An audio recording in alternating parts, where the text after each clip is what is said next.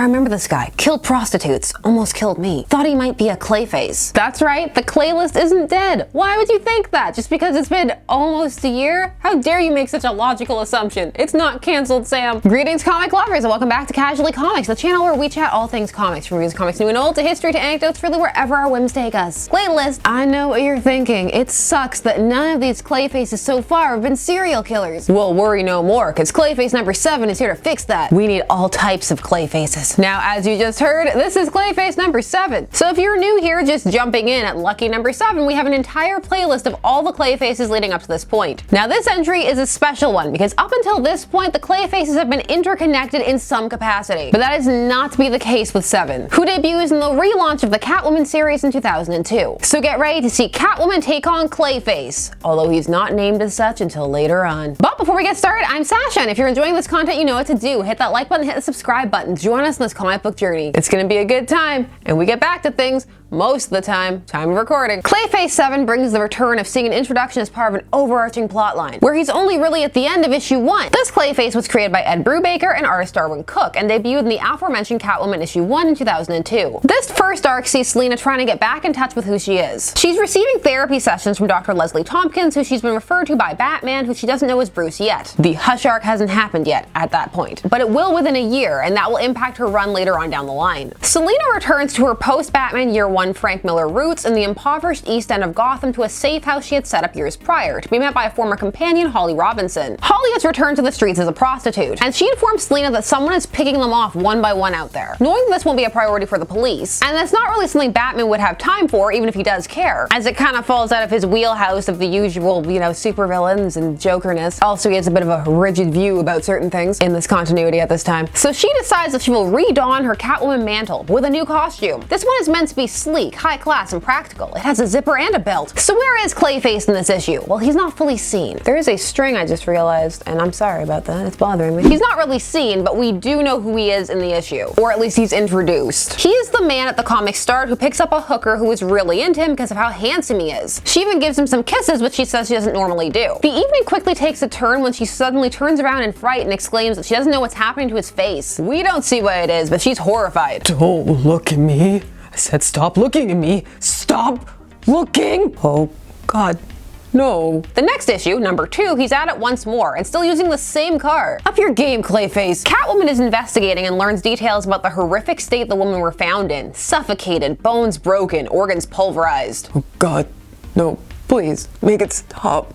Someone, please. Why is this happening to me? Now, sitting out back in an alley covered in blood tends to get you noticed, even in Gotham. And so a worker comes across him as he's trying to clean off all the blood. Will these hands ever be clean? This employee yells an alert. Catwoman hears it. When she shows up, all she has met with is a fleeing cat and the abandoned car, and his clothes, which are by a sewer grate. But he's left behind a matchbox, which is a clue that Catwoman can follow. That feels very noir-esque. Issue 3 sees Selina asking Dr. Tompkins to contact Oracle so she can find out all she can. Meanwhile, the police are investigating the scene. They find that the cat has left very deep imprints in the concrete. As Selina tracks the car to the dealer tells her that the man who bought it looked like the actor Todd Russell. But something was off. The voice was wrong. As they're leaving, we the readers are shown a magazine in the waiting room with Russell's face on it. Next, Selina is off to investigate the matchbook. She dresses up in her finest street chic apparel and goes out as bait, and she is hit on by her perp, but she is none too subtle at all, saying she likes guys who look like Todd Russell. Todd Russell lookalikes, please. That scares him off, and it's a moment before she realizes that the man who walked past her after he left is the same face as the poster advertising cigars in front of her. She has to move quickly because he's already picked up someone else. He's got game. However, he'd already talked to Selina enough for her to get a rough gauge as to where they would be going if she'd gone with him. And we see that our killer is losing control once more. Oh, God. Oh, God.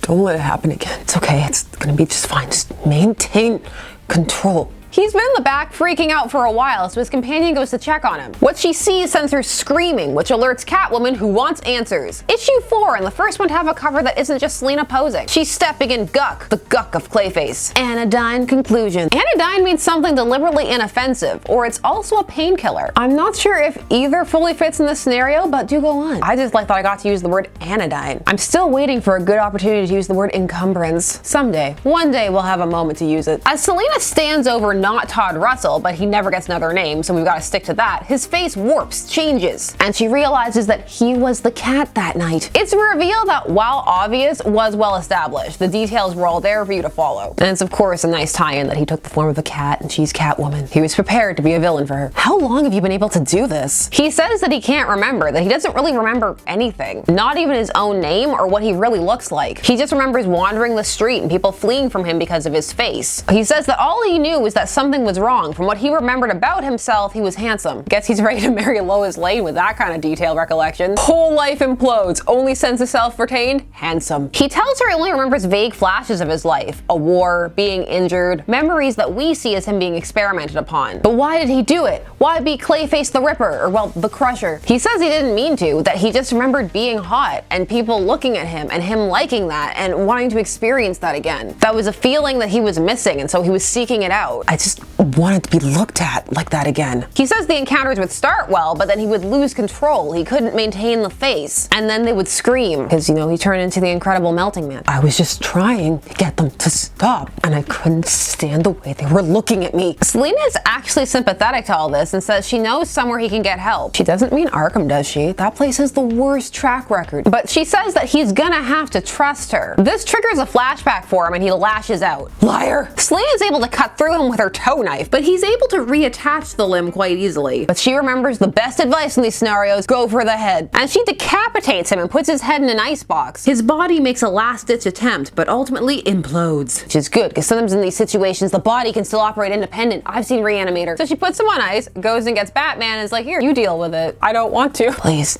Help me. Oh, what? Did you say help? Batman heard stick inside the horror pit that is Star Labs. Because that's where we next see him. We next see Todd in the arc The One You Love, starred in issue 44 in 2005. Written by Will Pfeiffer with art by Pete Woods. Where Selina is contacted by Hush to steal something from Star Labs. I'm still trying to figure out why she goes along with it. Issue 45 is where she realizes what it is. Also, we need to take a minute to discuss this cover. What is this thing? It has nothing to do with anything. What vibe is it going for? Because I'm uncomfortable, and no amount of ample cleavage is gonna change that. Why does it look like he's assaulting her? Just why? Cleavage 10 out of 10. Assault 0 out of 10. Erupting from the canister is Todd, who has a very thing-like design with teeth sticking out places and his more crayon flesh tone color scheme. I remember this guy. Killed prostitutes. Almost killed me. Thought he might be a Clayface. No, you didn't. I was there. That legit never came up. I mean, it makes sense though with the abilities he has. I can see why you'd go with that. He remembers her and makes a move, but the security is also trying to take him down. Now dubbed as Clayface, he escapes, morphing into someone and vanishing into the crowd, much to Hush's annoyance. Now this issue has a really good dream sequence in it. It's one where Selina thinks Bruce has come to check on her, and she knows who he is at this point, and she kisses him only for him to transform into Clayface. It has no bearing on anything really, but it's cool. It kind of plays into how she's sorting through dealing with the fact that Bruce and Batman are the same. Now she doesn't fully trust what that means for them as of yet. The tale of Todd Russell actually ends, time of recording, with him and Selina teaming up. This is to save the East End after Hush sends up the word that Selina is the only one defending the East, which causes villains to descend upon it. This includes Hugo Strange and his gang. Hugo Strange mentioned. Issue 47 sees Clayface approach Selina. He says he doesn't like the way things are headed and wants to help. He thinks he can help her take down Dr. Strange, whose gang she has infiltrated. 48, they occasionally discuss their plan, and he says he's learned some new tricks while trapped in a canister in Star Labs. I guess he had time to think, because we're talking ridiculous level skills. He poses as Selina, so the gang thinks they've killed her. He takes a bullet and a gruesome head wound, simulates blood, and is cut up into multiple pieces. This is all the edge and advantage she needed to take them down, for reasons. Thanks, Clayface. Forgiven for all those dead prostitutes? Issue 49, the conclusion. Later, the two share coffee on a rooftop, and he says he's really changed. No more killing prostitutes and triggered fits of rage for him. And so she says he's earned his freedom. Obviously, seriously, I know someone did this to you. Turned you into a killer. I figure you didn't know who you were back then,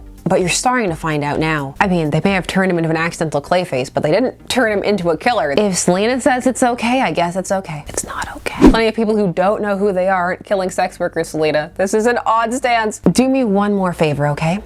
Don't prove me wrong. And then Zatanna shows up to start a truly horrible plot with Selina involving mind wiping and personality rewrites tied to identity crisis. Zatanna altered Selina's personality, 'cause heroes. So Thanks for that identity crisis. Anyway, Clayface Todd Russell, everyone. Clayface 7. Russell being a Clayface feels like an afterthought. The fact that he doesn't show up until years later under a different writer and then that label is applied to him makes it feel like the initial appearance was just meant to be a shapeshifter to add to the mystery of the tale. Which works well. It's a solid little mystery and it sets the tone of her series off well. The kind of adventures that she's going to be going on. It's also a good way to establish Selina in the East and clearly plant her focus there. I can see using a new character rather than established Clayface because none of them have motivations to be targeting specifically prostitutes. The thing is, the two stories don't quite fit seamlessly together. The beginning of Todd and then his reappearance, that is. This is the first Clayface not be tied to any of the others, and even has a different look, more like an actual melted flesh and less like a clay person. But once he returns after his initial escape, he starts to look much more like your traditional Clayface. But Selina's attitude towards him is just perplexing. Upon his return, he feels more like a tool that's been pulled from the box to help resolve the Selina plot than anything else. The whole "I've changed and I feel bad now," it just feels like it minimizes the whole attitude Selina had at the series' start of how she was going to look out for and help the people others didn't care about. Not that she can't feel sympathy for him, but it just feels like she shifted to only having sympathy for him and kind of dismissing the idea that he should,